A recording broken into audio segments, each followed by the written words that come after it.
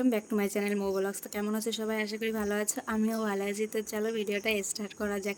সকালবেলা বসে পড়েছি ছেলের জামা নিয়ে, জামা ইস্ত্রি করতে। কদিন বৃষ্টির জন্য ছেলে স্কুলে যেতে পারেনি, এখন ছেলে স্কুলে যাবে, তো তার জন্য জামাগুলো ইস্ত্রি করা হয়নি, আর এখন আমি সেইগুলো ইস্ত্রি করে দিচ্ছি। তো এইখানে বাবা মাছ এনেছে, হচ্ছে ছোট ছোট কি মাছ, ওগুলোর নাম হচ্ছে বেলে মাছ, ছোট ছোট বেলে যেগুলো হয় সেই বেলে মাছ না, সরি, মায়া মাছ। সেই মায়া মাছগুলো কেটে নিয়েছি, আর কেটে টেটে এখন আমি হচ্ছে বাইরে কল থেকে ধুয়ে এনেছি, সেটা এখন আবার একটু লবণ দিয়ে নিচ্ছি, কারণ বাইরে লবণ নেওয়া হয়েছিল না, তাই এখন আমি বেসিনে নিয়ে এসেছি একটু লবণ দিয়ে ভালো করে ধুয়ে নিতে। লবণ না দিলে কি হয় বলো তো, এটা না লোদ লোদ জিনিসটা কাটে না, তাই এখন আমি লবণ দিয়ে ভালো করে ধুয়ে নিচ্ছি। আর লোদ লোদটা যদি না কাটে না, যখন লবণ হলুদ দিয়ে ভাজার সময় তখন ওই লোদটা বেরোয়, তার জন্য আমি লবণটা দিয়ে ভালো করে ধুয়ে নিলাম। দেখো কত সুন্দর পরিষ্কার হয়েছে, আর পরিষ্কার না হলে জিনিসটা ভালোও লাগে না। তারপরে চলে এসেছি ঘর মুছতে, ঘরগুলো প্রায় মোছা হয়ে গেছে, এই বারান্দাটুকুন বাকি ছিল, তাই ভাবলাম এখন একটু তোমাদের সঙ্গে শেয়ার করি, তাই এখানে তোমাদের সঙ্গে একটু শেয়ার করছি। এইদিকে কি হয়েছে বলো তো, এদিকটা পুরো ফাঁকা হয়ে গেছে, তো চালগুলো নেই, এখন আর ভালোই লাগছে, মানে চালের বস্তাগুলো দোকানে নিয়ে গেছে, এখন বেশ ঘরটা পরিষ্কার পরিষ্কার লাগছে, আর দেখতে সুন্দরও লাগছে। আর চালের বস্তাগুলো ছিল তখন কিরকম একটা আটকা আটকা গুদম ঘরের মতন লাগছিল, আর এখন খোলামেলা হয়েছে, আর এখন খুব সুন্দর লাগছে দেখতে। আর এইদিকে আমি রান্নাঘরটাও মুছে নিচ্ছি, কারণ রান্নাঘরটা তো বারান্দার সঙ্গে জয়েন্ট করা, তো এটা তো আমার মুছতেই হবে, আর রান্নার পরে তো আমার প্রত্যেক দিনই মুছতে হয়, যেটা তোমাদের সঙ্গে শেয়ার করি। তো একটু শেয়ার করা হয়, আবার শেয়ার করাও হয় না, তো সবসময় সব জিনিস শেয়ার করা হয় না, শেয়ার করলে অনেকটা লং ভিডিও হয়ে যায়।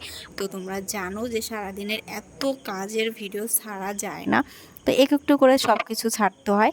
তো তারপরে দেখো দুপুরবেলা আজকে কি কি রান্না হয়েছে। এখানে রান্না হয়েছে বরবটি ভাজা, পেঁয়াজ রসুন দিয়ে বরবটি ভেজেছে, মা রান্না করেছে আজকে। আর এইখানে হচ্ছে আলু দিয়ে সেই মায়া মাছগুলো ঝোল করেছে, আর এইখানে হচ্ছে ডাঁটা, কুমড়োর আঁঠি এইসব দিয়ে একটা তরকারি হয়েছে, নিরামিষ তরকারি।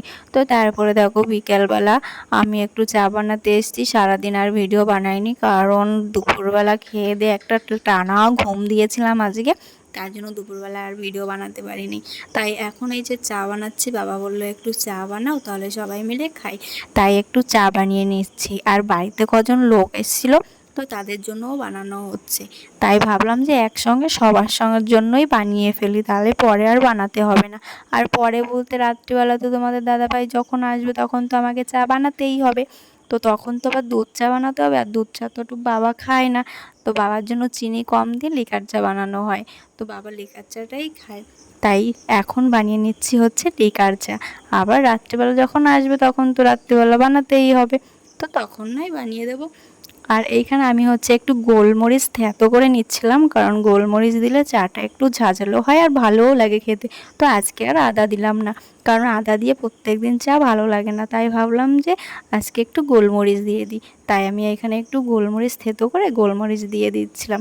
আর ছেলে গোলমরিচ থেঁতো করা চা খেলেই বলে কি যে এত ঝাঁঝালো তো আমি খেতে পারবো না, আমার ঝাল ঝাল লাগে, একটু ঝাল ঝাল লাগে, ভালোই লাগে আমার। তো আমি তো বেশি খাই না, আমি একটু খেলেই হয়ে যায়। আর গরমের সময় তো আমি চা খেতেই চাই না, আমার খেতে ভালো লাগে না, মানে কি বলো তো, আমার ভীষণ পরিমাণে গরম লাগে।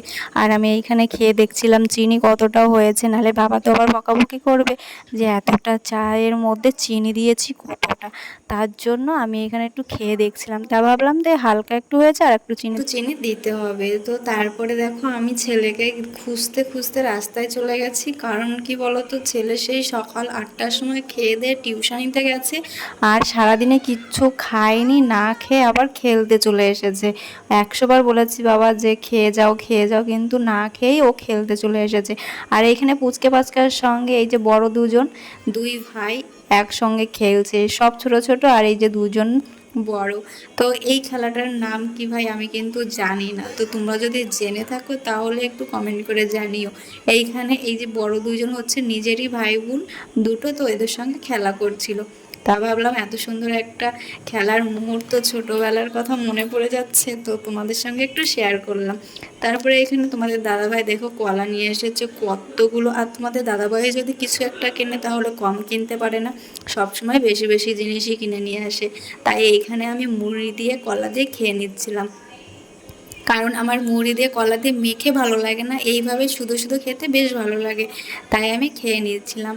আর এইখানে ছেলে কলা ওর খাওয়া হয়ে গেছে, তাই ভাবলাম যে আমি যখন খাচ্ছি তাহলে একটু ভিডিওটাই করা যাক। তখন কলা খাচ্ছিল তখন ভিডিও করতে দেয়নি। আর এই দেখো 3টে আম, তো এই আম 3টে আমাদের বাড়ির পাশে এক কাকি দিয়েছে, তো আমগুলো কেটে নিয়েছি যখন, ওই বড় আমটার মধ্যে ছিল সেই বড় বড় পোকা এক একটা, তারপরে ওই আমটা ফেলে দিয়েছি। আর এত সুন্দর আম দেখেই লোভ লাগছিল খাওয়ার জন্য, কিন্তু কপাল খারাপ আমের মধ্যে পোকা হয়ে গেছে, কেননা জানি না এখন আমের মধ্যে সব পোকা হয়ে যাচ্ছে। তো চলো গাইজ, ভিডিওটা আর বড় করছি না, ভিডিওটা যদি ভালো লাগে লাইক কমেন্ট চ্যানেল সাবস্ক্রাইব করে দিও, আর যারা ফেসবুক থেকে দেখছো তারা ফলো করে নিও, আর সবাই সবার পাশে থেকো, ভালো থেকো, সুস্থ থেকো, নেক্সট ভিডিওর জন্য অপেক্ষা করো, টাটা।